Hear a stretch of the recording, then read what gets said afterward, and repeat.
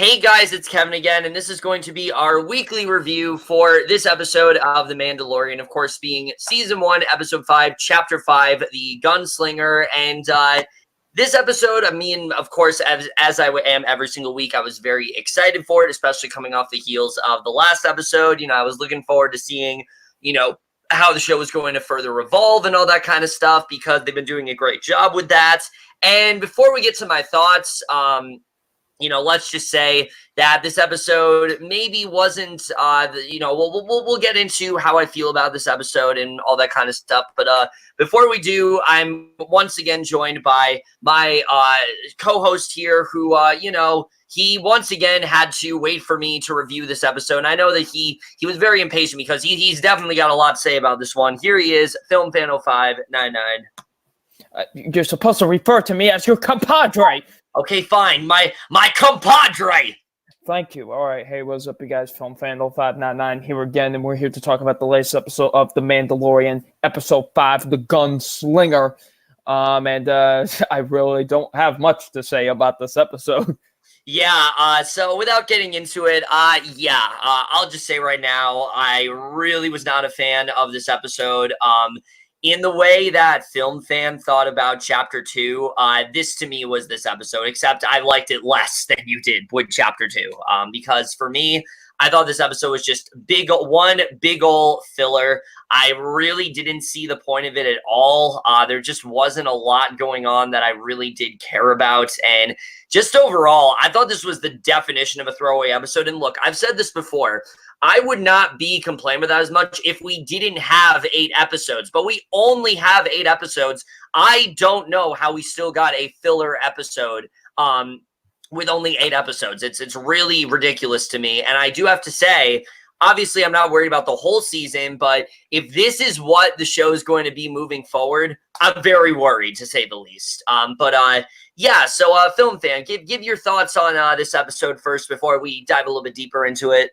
Which I know a lot of people, the people that haven't been too big on this show, have said that really this show doesn't have too much of a narrative going on, which I really disagree with. But this episode really, I didn't feel like have that much of a narrative going for it. Like it just, like how I felt about episode 2, it just felt like filler to me. It didn't feel like something that really was going to contribute much, and it just wasn't that good, honestly. Like I felt very bored watching the episode, to be honest with you. Like this might be my least favorite episode so far. Oh, it's easily mine. But yeah, so we'll just I mean, I guess we'll just get into it, because again, there just really isn't a lot to say about this episode. Much at all. This is probably going to be a pretty short review. So the majority of this episode, it focuses on the Mandalorian, and similar to Chapter 2, his ship is damaged, and he goes to this like repair facility, and he's on Tatooine once again, which is really weird that we have 2 episodes on Tatooine. I don't understand why that is. Yeah, so he doesn't run into Nick Nolte's character this time. This time he runs into this completely unknown group of people that really seem to serve no purpose whatsoever. And we get some characters here that I think could have been really effective for sure. But just overall, if there's anything that this episode did for me, and I kind of allude to this to Double Nine, but I didn't really say the full extent of it, is that I really wish, and I know that this is a show where, you know, he's always going off in different locations and things like that. I kind of wish last week's episode was 2 parts. I really do, because this just felt like they didn't know where to take the Mandalorian character. So they just, let's put him back on Tatooine. There wasn't anything exciting going on location-wise, and that's definitely one of the biggest downsides of this episode, is that we've seen all of this before. There wasn't really anything that new to us here, and that was just very disappointing me. I think one of the best parts of the show has been the different locations and what that can do for the cinematography, and there was nothing like that in this episode. No, I would agree with that, honestly. It just felt like a very... Oh shit! My dog was fucking going crazy. Anyways, like she like slid. Like I know when she like slides, and it just. But anyway, okay, where was I? Oh yeah.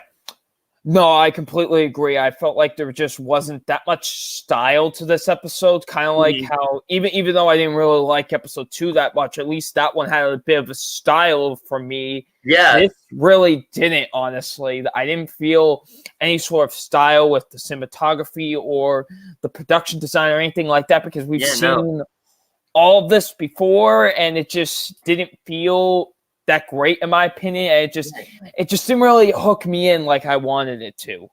Yeah, and just going into it, I mean, we get 3 new characters here. The best of which I think is Amy Sedaris' character, who I joked to Double Nine before this was a very strange episode of BoJack Horseman, because I'm not used to seeing her in live action form.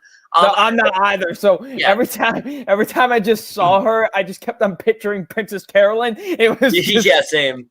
Every time it's actually similar to this season of BoJack, because a lot of that season was her taking care of a baby. This episode was her taking care of Baby Yoda in that way. The difference for me, though, is that while Princess Carolyn's a very compelling character, I did not give a fuck about this character. I found her very boring. Oh, I have to disagree. My favorite part of this whole episode was when she was interacting with Baby Yoda. That was literally my favorite part of this whole episode.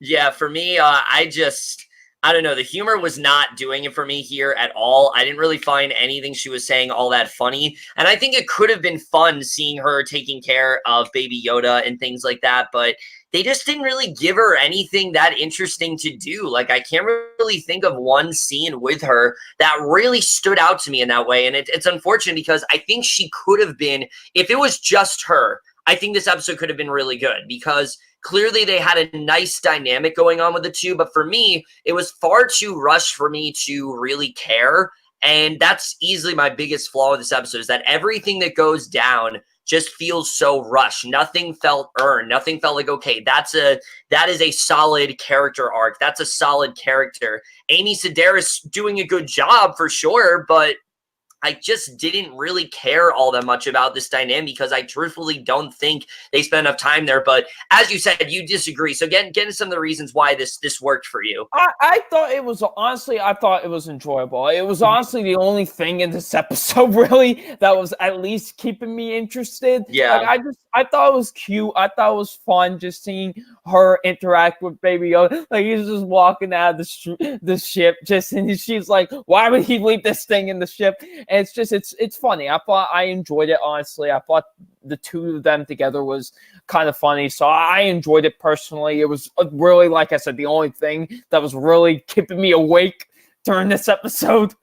Yeah, so with that said, let's get into what the bulk of this episode is, where for last week's episode, we had Mandalorian interact with a bunch of characters, but we got some really solid character development. We got some really solid arcs. Here, there's nothing going on with Mando character-wise. Absolutely nothing. He is a bounty hunter, and everyone else is, like, afraid of him and things like that. And these other 2 characters I did not care about very much at all. Ming-Na is a very talented actress for sure. I've really liked her in things like Aim to Shield and things like that.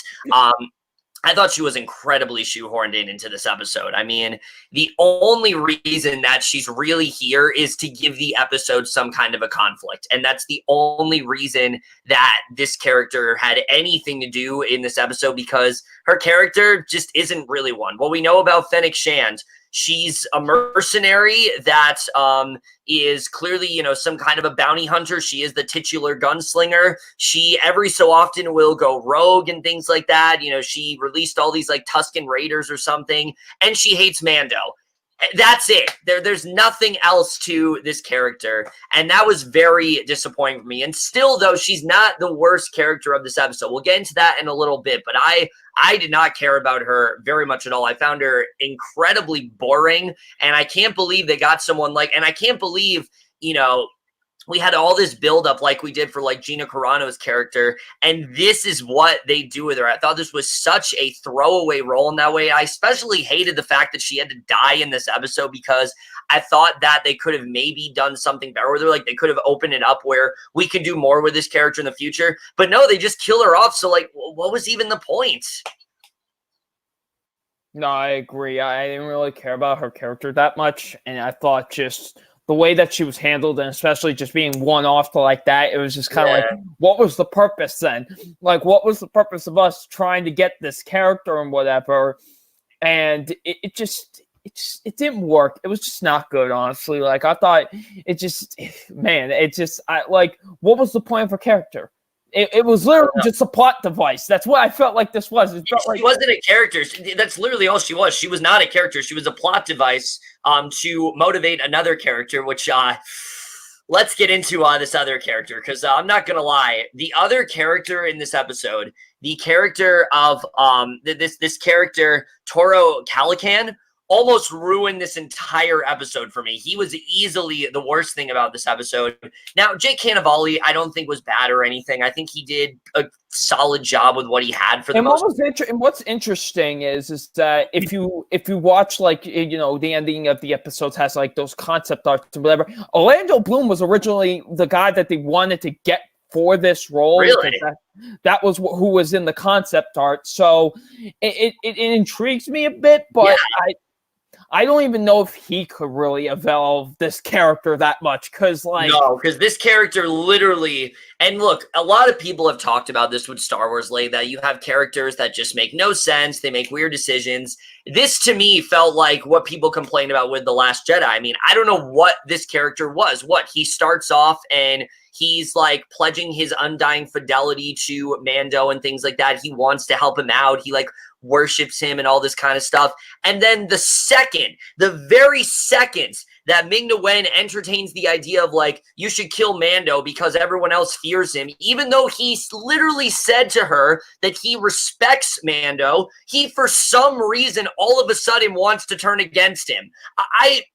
What was the writing to this character? What was the point of him? I don't understand what they were trying to do here. Again, other than they needed some kind of conflict and they needed some kind of reason for Mando to leave. And look, this is not something that's bothered me, but I'm really getting tired of these one-offs. I think they're starting to wear a bit. And this episode very much shows that, because they really just did this not from a substance perspective, not from a story reason, but just for a reason for Mando to leave, because we can only have him with these characters for one episode. And I think that was a great disservice to this character, because this character was just such a fucking mess for me. And I don't understand how he can go from someone that was basically an ally to just turning on him in a second, not even thinking about it. And again, let me just reiterate, he killed Ming-Na because she wanted to kill Mando, but then he captures him for the exact same reason.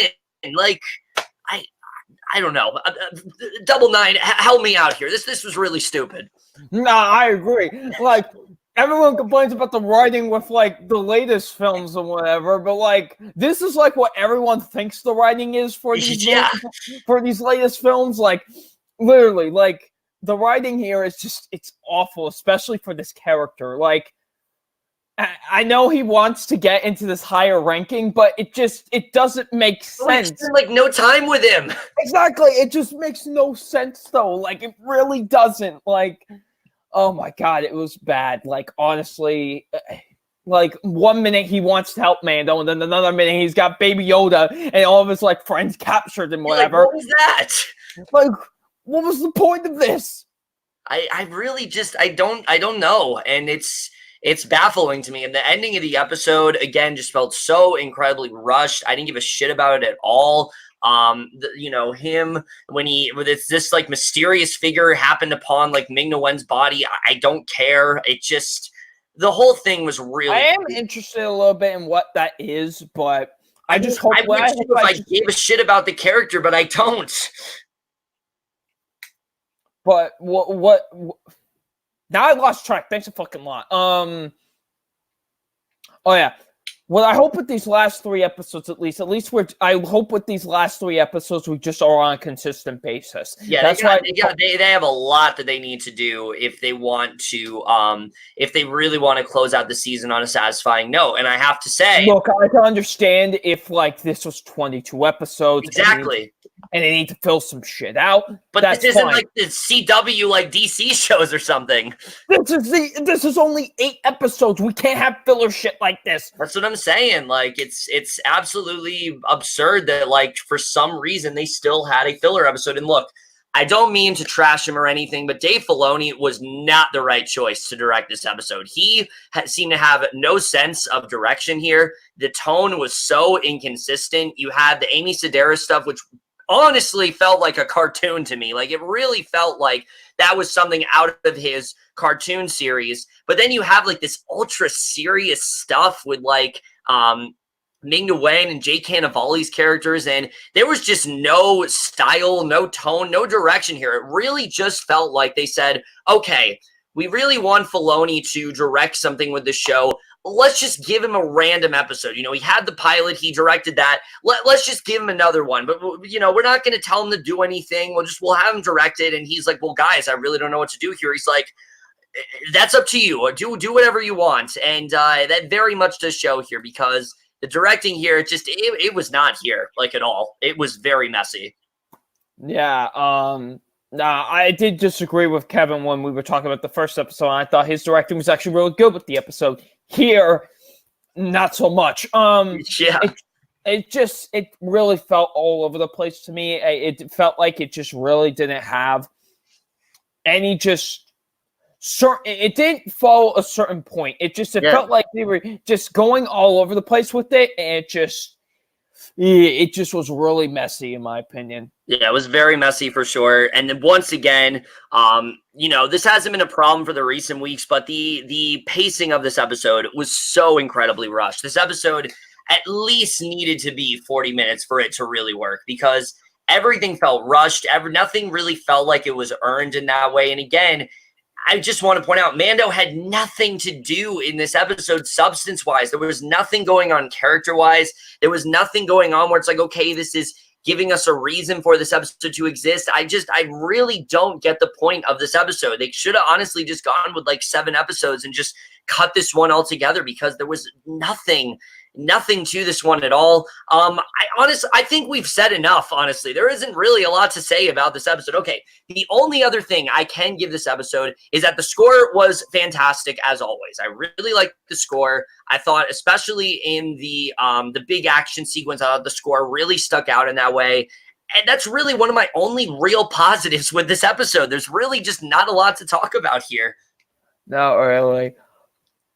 Yeah, so with all that said, I think we'll just get into my thoughts. So, yeah, as you guys can tell, I really was not a fan of this episode at all. I thought that it was incredibly rushed. It didn't really feel like it served any purpose whatsoever. It really just felt like they needed another episode for Filoni to direct, so they shoved this one in here, but they had no idea what to do with it narrative-wise. They had no idea what to do with any of these characters. It's a waste of so much talent. It's a waste of so much time in that way, and just in general, I thought this was easily the weakest episode so far. So for me, I'm definitely going to give this episode, The Mandalorian, Season 1, Episode 5, Chapter 5, The Gunslinger, overall, a C.